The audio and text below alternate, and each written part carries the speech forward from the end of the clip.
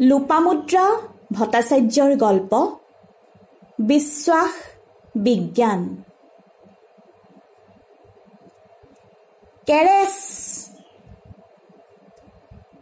ৰাতিপুৱা শোৱা কোঠাৰ বাহিৰৰ পৰা অহা শব্দটোৱে অধিবক্তা অৰিন্দম হাতীমতাৰ দেওবৰীয়া সুখনিদ্ৰাত বাৰুকৈয়ে ব্যাঘাত জন্মালে।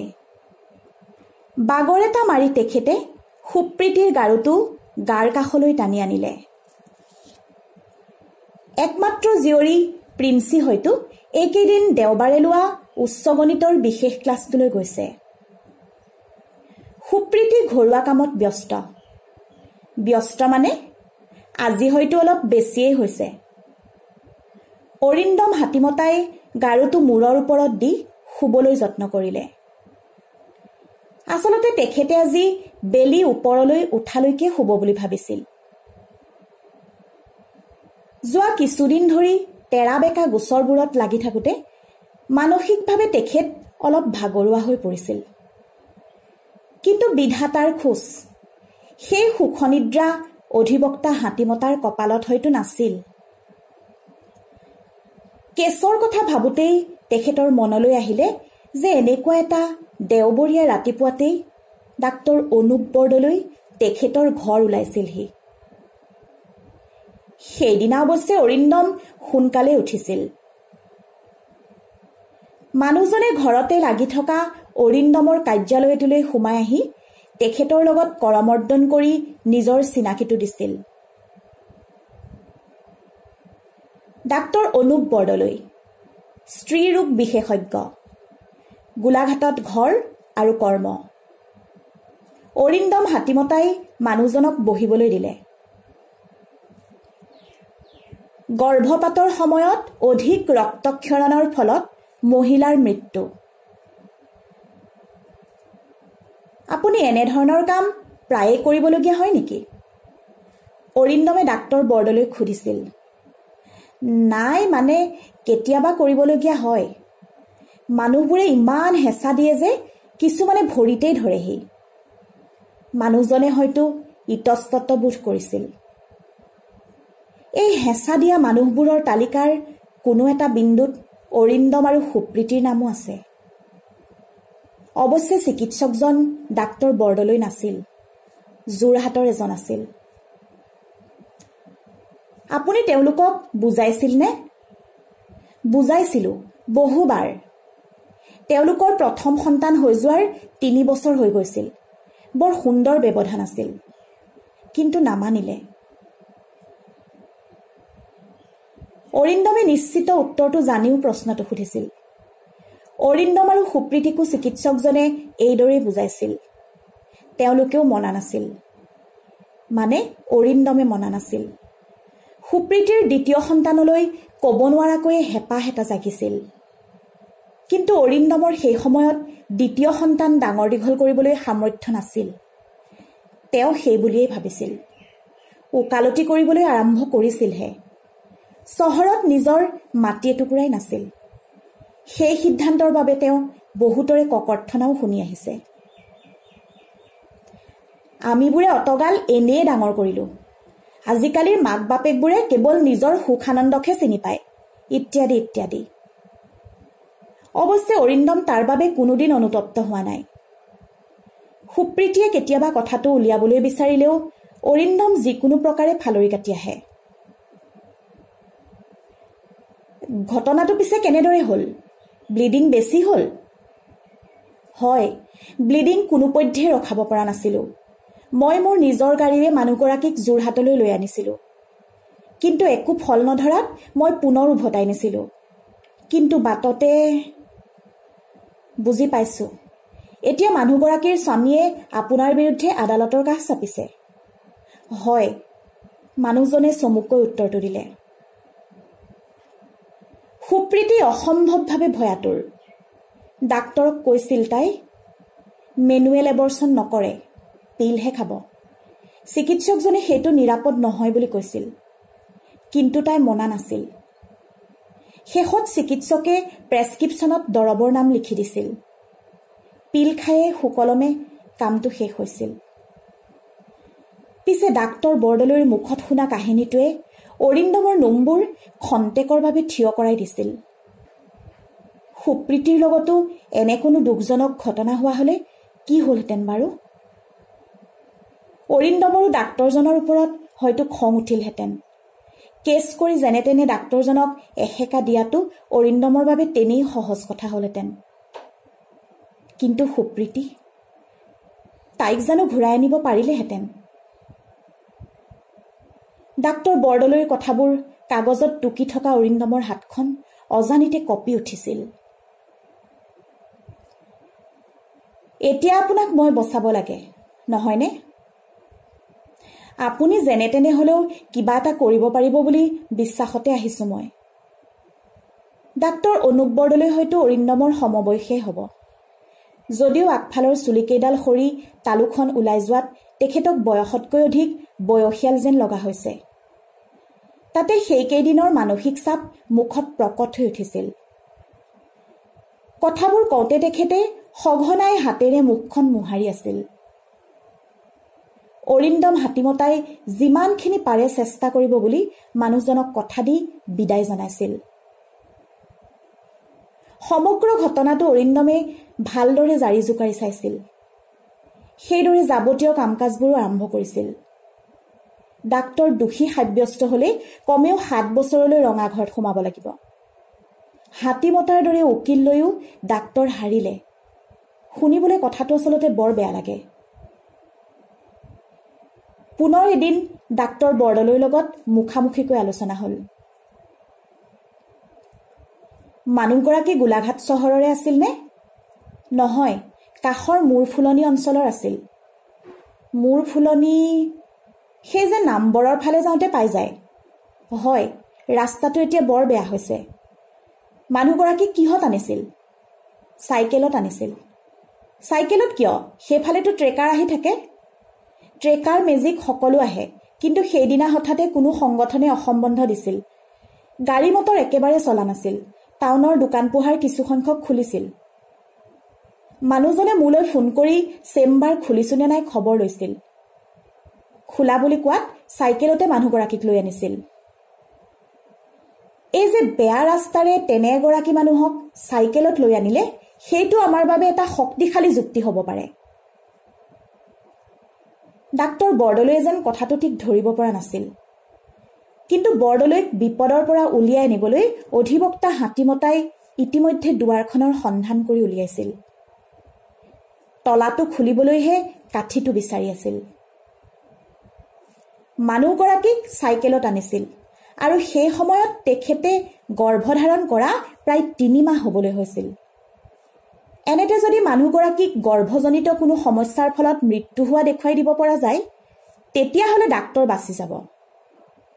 হাতীমতাই বিপদজনক গৰ্ভধাৰণৰ বিষয়ে তথ্য সম্বলিত চিকিৎসা বিজ্ঞানৰ কিতাপবোৰ পঢ়িবলৈ আৰম্ভ কৰিলে। ডাক্তৰ বৰদলৈৰ লগতো আলোচনা কৰিলে। ওকালতি বৃত্তিটো সঁচাকৈ অভিনৱ।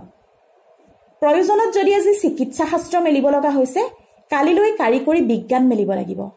আৰু আন এদিন হয়তো মলমূত্ৰৰ নলা পৰিষ্কাৰ কৰাৰ ব্যৱহাৰিক জ্ঞানো ল'বলগীয়া হ'ব পাৰে। এই সকলোবোৰৰ উপৰিও 2 মাহমান আগতে অৰিন্দমে সুপ্ৰীতিৰ সম্বন্ধীয় নবৌকেগৰাকীক গৰ্ভাৱস্থাতে মৃত্যু হোৱাৰ এটা ঘটনা শুনিছিল। তেখেতে সেই ঘটনাটোৰ বিষয়ে সুপ্ৰীতিক পুনৰ সোধপোছ কৰিলে। গম পালে যে নবৌয়েকগৰাকীয়ে জৰায়ুৰ বাহিৰত ফেলপিয়ান টিউবতহে গৰ্ভধাৰণ কৰিছিল আৰু কোনো কাৰণত ভিতৰুৱা ৰক্তক্ষৰণ হৈ মানুহগৰাকীৰ মৃত্যু হৈছিল। অধিবক্তাই এই মানুহগৰাকীৰ মৃত্যু তেনে এক ঘটনালৈ ৰূপান্তৰ কৰিবলৈ চেষ্টা কৰিলে। মানুহগৰাকীৰ আচলতে ফেলপিয়ান টিউবত গৰ্ভধাৰণ হৈছিল আৰু বেয়া পথেদি চাইকেলত অহাৰ ফলত তেওঁৰ ৰক্তক্ষৰণ আৰম্ভ হৈছিল। ডাক্তৰে বিনষ্ট কৰিবলৈ যুঁজা কৰোঁতেই মানুহগৰাকীৰ অৱস্থা সংকটজনক হৈ আহিছিল আৰু তেতিয়াই তেখেতে ৰোগীক যোৰহাটলৈ নিজৰ গাড়ীত লৈ আনিছিল। এই ঘটনাটো যুক্তিৰে প্ৰমাণ কৰিব পাৰিলেই ডাক্তৰ বৰদলৈ বাচি যাব। অৰিন্দমৰ বাবে আৰু এটা সুবিধাজনক কথা হ'ল যে গোচৰ পাই পুলিচৰ মানুহ ডাক্তৰ বৰদলৈৰ ক্লিনিকত সোমাইছিল যদিও তেজ লাগি থকা কেঁচি, কপাহ, চেপেনা আদি পায়ো তেখেতসকলে জব্দ নকৰিলে। সেয়েহে ডাক্তৰ বৰদলৈৰ বিৰুদ্ধে চাক্ষুষ প্ৰমাণ একেবাৰে নাইকিয়া হৈ পৰিছিল। কি সুন্দৰকৈ তেখেতে কাহিনীটো সজাই পেলাইছিল। এই পেছাত এনে কিমান যে কাহিনী ৰচিবলগীয়া হয়, কিমান কাহিনী ভাঙিবলগীয়া হয়। যুক্তিৰ তোলাচালনিত কাহিনীবোৰ তিষ্ঠি থাকিব পাৰিব লাগিব। অধিবক্তা হাতীমতা আজি ইমান সফল কিয়? কাৰণ তেওঁ পানী নসৰাকৈ নিকপ কপিয়াকৈ কাহিনীবোৰ বান্ধি ৰাখিব পাৰে। শুনানিৰ দিন ওচৰ চাপিছিল। অধিবক্তা হাতীমতা অধিক ব্যস্ত হৈ পৰিছিল। ইফালে ডাক্তৰ বৰদলৈৰ মুখখন দিনে দিনে হেতা পৰি আহিলে। এৰা 7 বছৰৰ কাৰাদণ্ডই এজন চিকিৎসকৰ সুনাম গোটেই জীৱনৰ কাৰণে ধ্বংস কৰি দিব। অধিবক্তা হাতীমতাৰ আত্মবিশ্বাস আছিল, কিন্তু দণ্ডাধীশগৰাকীক লৈহে অলপ চিন্তাই দেখা দিছিল। কি ঠিক, এগৰাকী নাৰী হিচাপে আন এগৰাকী নাৰীৰ গৰ্ভাৱস্থাত মৃত্যুৰ বাবে তেখেতে ডাক্তৰকে জগৰীয়া কৰিব পাৰে। দ্বিতীয়তে তেখেতৰ স্বামীও এগৰাকী প্ৰতিষ্ঠিত চিকিৎসক। ঘটনাটো সেই দণ্ডাধীশগৰাকীয়ে নিশ্চয় স্বামীৰ লগতো বিশেষভাৱে চালি জাৰি চাব। কাহিনীটো হাতীমতাই সুন্দৰকৈ উপস্থাপন কৰিলে। অকাট্য যুক্তিও দাঙি ধৰিলে। হাতীমতাৰ চমকনিৰ ওচৰত গোচৰীয়া পক্ষৰ উকিলৰ সকলো যুক্তি লক্ষ্যভ্ৰষ্ট কাৰৰ দৰে ভূমিত পতিত হ'ল। কিন্তু ৰায়দান সেইদিনা নহ'ল। দণ্ডাধীশে শুনানি স্থগিত ৰাখিলে। ডিব্ৰুগড়ৰ বিশেষজ্ঞ চিকিৎসকৰ মতামত লৈহে ৰায়দান হ'ব। হাতীমতাৰ কপালৰ ৰেখাবোৰ থুপ খাই আহিল। বিশেষজ্ঞ সোমাই কেছখন ঘূৰাই দিবলৈও আছে। তেখেতে অলপ দূৰৈত থিয় হৈ থকা ডাক্তৰ বৰদলৈৰ ফালে এবাৰ চালে। আচৰিত, ৰাতিপুৱা ক'লা মলা পৰি থকা মানুহজনৰ মুখখনত দেখোন এমুকুৰা নীৰৱ হাঁহি। হাতৰ ভংগীমাত এনে লাগিছিল যেন তেওঁ চিলিঙৰ ফালে চাই ওপৰৱালাক ধন্যবাদহে জনাইছে। কিন্তু কিহৰ বাবে ধন্যবাদ দিব? শুনানি স্থগিত হোৱাৰ বাবে? ধেই, বেছি চিন্তা কৰি মানুহজন অধিক আধ্যাত্মিক হৈ পৰা নাইতো। অধিবক্তা হাতীমতাই বৰদলৈৰ ওচৰলৈ গৈ মাত লগালে। অহা শুনানিৰ দিন আপুনি অলপ সোনকালে কাছাৰীলৈ আহিব। ডিব্ৰুগড়ৰ পৰা অহা বিশেষজ্ঞ কেইজনৰ লগত পাৰিলে চিনাকি হৈ ল'ব বা দুই এষাৰ কথা পাতিবলৈ চেষ্টা কৰিব, যাতে আপোনাৰ প্ৰতি তেখেতসকলৰ মনত এক ভাল ধাৰণা জন্মে। থোৰতে ক'বলগীয়াখিনি কৈ অধিবক্তা হাতীমতা কাছাৰীৰ পৰা ঘৰলৈ বুলি ওলাই আহিলে। বাটত আহোঁতে ডাক্তৰ বৰদলৈৰ মুখখন এবাৰ মনলৈ আহিলে। মুখখন সঁচাকৈয়ে বৰ মুকলি দেখা গৈছিল। ডাক্তৰ অনুপ বৰদলৈ অৰিন্দমৰ বাবে এটা নতুন সাঁথৰ হৈ পৰিছিল। শুনানিৰ দিন আহিল। ডাক্তৰ বৰদলৈয়ে সোনকালে আহি বিশেষজ্ঞ দুজনক লগ ধৰিলেহি। চীনা পৰিচয় হৈ কথাও কিছু পৰ পাতিলে। কাম কাজ আৰম্ভ হ'ল। বিশেষজ্ঞই অধিবক্তা অৰিন্দম হাতীমতাই বিচৰাৰ দৰে মতামত দিলে যে এনে পৰিস্থিতিত অৰ্থাৎ ফেলপিয়ান টিউবত গৰ্ভধাৰণ কৰিলে অসাৱধানতাৰ ফলত বা আন কোনো কাৰণত হোৱা ভিতৰুৱা ৰক্তক্ষৰণৰ বাবে মানুহ এগৰাকীৰ প্ৰাণ যাব পাৰে। সেয়েহে অৱশেষত ৰায়দান ডাক্তৰ বৰদলৈৰ সপক্ষেই হ'ল। অধিবক্তা হাতীমতাই এটা দীঘল স্বস্তিৰ নিশ্বাস এৰিলে। ডাক্তৰ বৰদলৈ উৎসাহিত খোজেৰে তেখেতৰ ওচৰলৈ আহিল। তেখেতৰ পূৰ্বৰ নীৰৱ হাঁহিটো প্ৰস্ফুটিত হৈ সেই সময়ত সশব্দ খোলা হাঁহিলৈ পৰিণত হৈছিল। হাঁহিটোৱে হাতীমতাৰ অতপৰে গম্ভীৰ হৈ থকা মুখখনতো এটা হাঁহিৰ সংক্ৰমণ ঘটালে। বহুত ধন্যবাদ ছাৰ, আপুনি অশেষ কষ্ট কৰিলে। সেইদিনা কিন্তু শুনানি স্থগিত হওঁতে মই 90% নিশ্চিত হৈ আছিলো যে ৰায়দান আমাৰ পক্ষতে হ'ব। সাঁথৰ ডাক্তৰ বৰদলৈৰ কথাষাৰ হাতীমতাৰ সঁচাই সাঁথৰ যেন লাগিছিল। তেখেতে ফাইলটো হাতত লৈ কাছাৰীৰ বাহিৰলৈ বুলি খোজ দিলে। ডাক্তৰ বৰদলৈৰ লগতে ওলাই আহিলে। আপুনি সেইদিনাই ইমান কেনেদৰে নিশ্চিত হৈছিল বুজি নাপালো। এটা অৰ্থপূৰ্ণ হাঁহি মাৰি ডাক্তৰে উত্তৰ দিলে, এই কেছখনে মোক কিমান শাৰীৰিক আৰু মানসিকভাৱে কষ্ট দিলে আপুনিতো জানেই। মই আমাৰ সেই মৰঙী ফালৰ বাবা এজনৰ ওচৰলৈ গৈছিলো। বাবায়ে চাই পেলাই কৈছিল যে সেইদিনা যেনে তেনে ৰায়দান পিছুৱাই দিলে বোলে মই বাচি যাম। বাবাৰ কৃপাত সঁচাকৈয়ে ৰায়দান স্থগিত হ'ল আৰু আজি বাবাৰ কৃপা। ডাক্তৰ বৰদলৈৰ কথাবোৰ অধিবক্তাৰ ইমান দিনৰ চিন্তা, কষ্ট আৰু পৰিশ্ৰমৰ বোজাটো যেন মুহূৰ্ততে খহাই মূৰত পেলাই দিলে। মানুহজন একে ঠাইতে ৰৈ গ'ল। ডাক্তৰ বৰদলৈয়ে অসহজ হাঁহি এটাৰে সৈতে তেখেতলৈ চাই আছিল। হেৰৌ, সেই বাবাকে কাছাৰীলৈ আনি বহুৱাই নথলি কিয়? বহু আগতেই কেছ জিকি গলিহেঁতেন। কথাষাৰ হাতীমতাৰ মনতে থাকিল। মুখেৰে একো নকৈ তেওঁ নিজৰ গাড়ীত উঠি ঘৰলৈ বুলি তীব্ৰ বেগত কাছাৰীৰ পৰা ওলাই আহিল। সেই সময়ত পিছে ডাক্তৰ বৰদলৈৰ মুখৰ অভিব্যক্তি চাবলৈ কোনো নাছিল। কালিৰ ঘটনা আছিল এইটো। ৰাতি শুবৰ সময়তো কথাটোৱে অৰিন্দমৰ মনত ক্ৰিয়া কৰি আছিল। টোপনি নাহিলেই বুলিব পাৰি। ৰাতিপুৱালৈ চিলমিলিকৈ টোপনি আহিছিলহে। কোঠাৰ বাহিৰত টেবুল চকী চুচৰাই শব্দই টোপনি ভাঙি দিলে। নাই, টোপনি গ'ল যি গ'লেই আৰু ঘূৰি নাহিল। উঠি পেলাই চাহ একাপ খালেই গাটো ভাল লাগিব বুলি তেওঁ হাৱাই চেণ্ডেলযোৰ পিন্ধি কোঠাৰ দুৱাৰ খুলি বাহিৰলৈ ওলাই আহিল। কিন্তু এয়া কি? কাম কৰা ল'ৰা নিপনক লগত লৈ সুপ্ৰীতিয়ে দেখোন বহা কোঠাৰ সকলো বস্তু উলট পালট কৰি পেলালে। হেৰা, তুমি জানা যে আলহী আহিলে মই সদায় এইখিনিতে বহো। তুমি চকীখন নি চুকত কিয় সুমুৱালা? বাস্তুশাস্ত্ৰ মতে এই ঠাইখিনি খালী ৰাখিব লাগে, সেইকাৰণে তোমাৰ চকীখন তাত থবলগীয়া হ'ল, ব্যস্ততাৰে সুপ্ৰীতিয়ে উত্তৰটো দিলে। এই বাস্তুৰ ভূতটো ক'ত লাগি আহিলে? কেলে, তুমি নাজানা নেকি নতুন ঘৰটোৰ সকলোবোৰ কাম মই বাস্তুমতেই কৰি আহিছো? বাস্তু মানিবলৈ লোৱাৰ পৰাইতো তোমাৰ ওকালতি ইমান ভাললৈ আহিল। প্ৰিন্সিও পঢ়া শুনাত ভাল হৈছে, কিন্তু বহা কোঠাটো যে মোৰ বাস্তুমতে ভুল হৈ আছিল সেই কথা মই কালিহে গম পালো। বাস্তুৰ কৃপাত। আও, ইমান ডাঙৰ তথ্য তুমি ক'ত গম পালা? টাউন ফাৰ্মাচীৰ লগতে মানুহজনৰ চেম্বাৰ আছে। কোন? যতীন খাৰঘৰীয়া? হয়, তুমি চিনি পোৱা নেকি? সুপ্ৰীতি উৎসাহিত। পাওঁ। 2 মাহ আগতে 420 কেছত তাক ময়েই বেইল দিছিলোঁ।